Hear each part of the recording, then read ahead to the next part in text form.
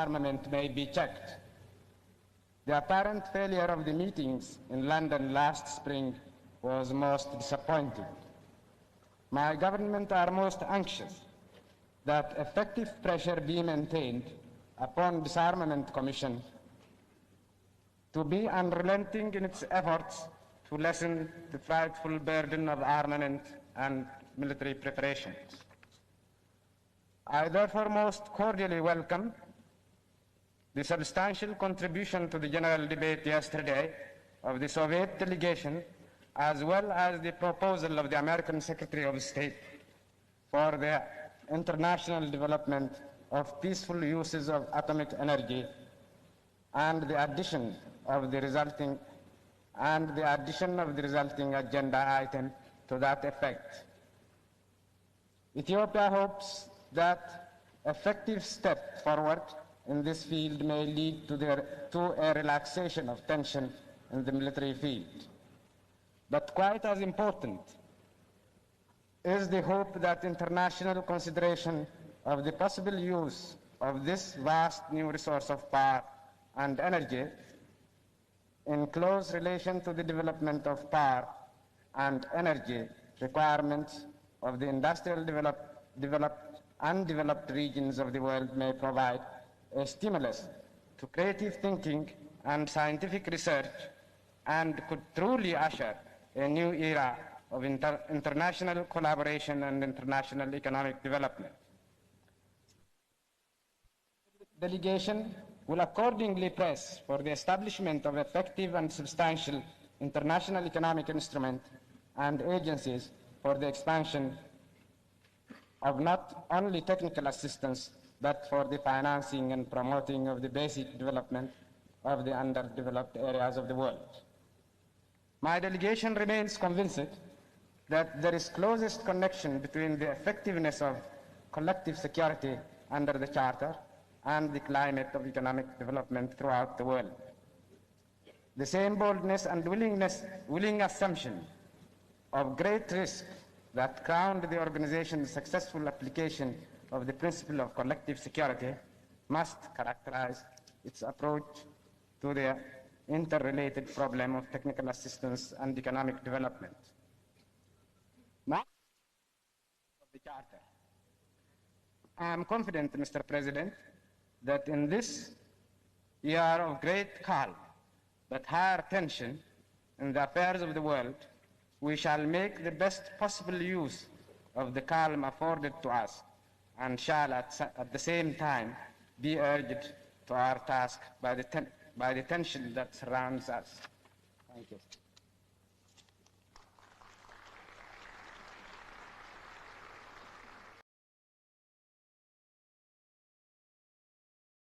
Conformément à cette politique qui consiste à promouvoir partout dans le monde l'indépendance et le droit des peuples à disposer d'eux-mêmes, il importe à l'avenir que notre organisation s'évertue davantage à prêter de l'assistance aux pays sous-développés. On n'ignore pas que beaucoup de pays représentés ici ont besoin de cette assistance et qu'il y a quelques jours seulement, le représentant d'un des pays qui est compté parmi les plus avancés au point de vue social a déclaré du haut de cette tribune que son pays était, à certains points de vue, un pays sous-développé. On se souvient également de l'appel éloquent et angoissant du distingué délégué de l'Équateur pour le développement de ce programme, appel qui trouve un écho dans le cœur de bien d'autres délégués ici présents. Un autre domaine où il importe de renforcer la collaboration entre les États par rapport à ce que nous avons pu réaliser jusqu'ici est aussi celui des mesures de coercition. Si nous, les petits et moyens États, sommes en droit de demander à l'organisation de l'assistance technique, il n'est que juste que nous nous montrions prêts à accepter toutes les responsabilités que la Charte et l'organisation nous imposent.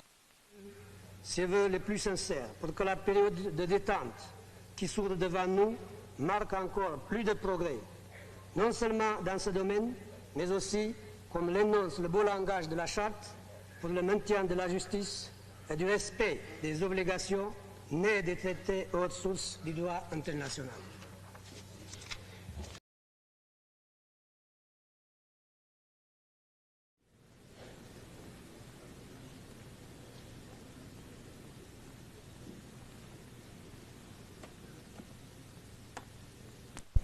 Mr. President, we find the world today inexorably slipping ever nearer a precipice at the foot of which lurks the abyss of total destruction. We stand gathered here on the stage of history while an armed symphony provides an ominous background music punctuated by the timpani rumblings of nuclear explosions. Today, when man's capacity to improve his way of life and to assure to all physical and spiritual well-being is at a level never before attained in history, his capacity, and it sometimes appears his willingness to wreak universal destruction is unsurpassed. Surely, this is a nightmare from which we must all awaken. It will come as a presence of the United Nations in the Congo can be justified only on these grounds.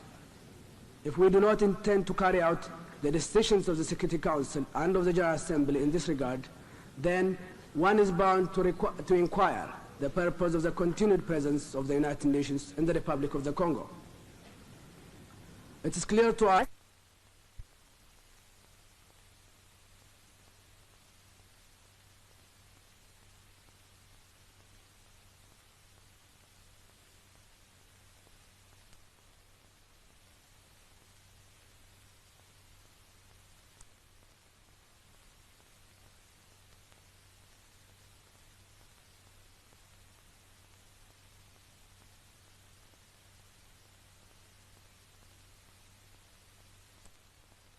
disarmament has become for our time the overwhelming imperative. In no other area, perhaps, has so much been said and so little accomplished. The Ethiopian delegation believes that we should do more on the question of disarmament. We can take hold of the agreement of principles on disarmament which the two great powers have recently signed, and using that as a starting point, we can challenge them to make a firm commitment in advance to abide by the decisions which this body may reach, and thus test the sincerity of the protestations which ring in our ears, though often punctuated by the explosions of nuclear devices, that both sides desire peace. Mr. President, the Berlin crisis has developed because of the absence of agreement among the four powers concerning the future of Germany, and in particular the status of Berlin. We appeal therefore to all the powers concerned to find a final solution to this problem, which is a cause of great anxiety to the world. We applaud the release from prison of Jomo Kenyatta and his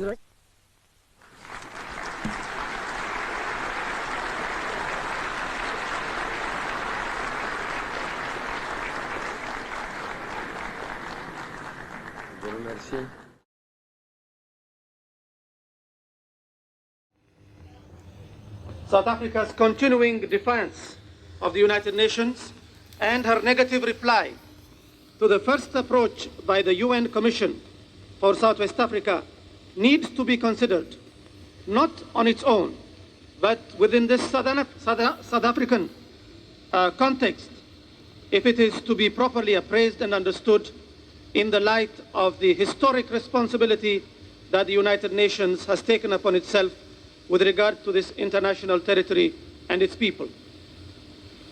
For it is now clear for anyone to see that if throughout last year we were asked to show cause why the international community should not wait a little longer in order to allow the full impact of its collective will to operate on South Africa, surely the same argument cannot be repeated today with any semblance of justification.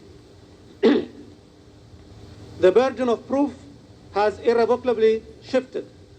Those who maintained that argument last year have now to furnish proof whether another offer of the benefit of the doubt will help the United Nations to assert either in the short or in the long run its responsibility and authority.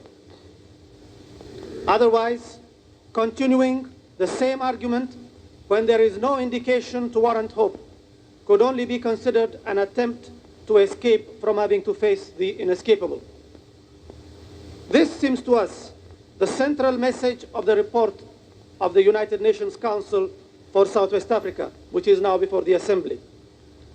As is to be expected, this Council, which has been set up in accordance with Resolutions 2145 and 2248 of the 5th Special Session, has been rudely rebuffed by South Africa in its initial request for cooperation in the discharge of its function.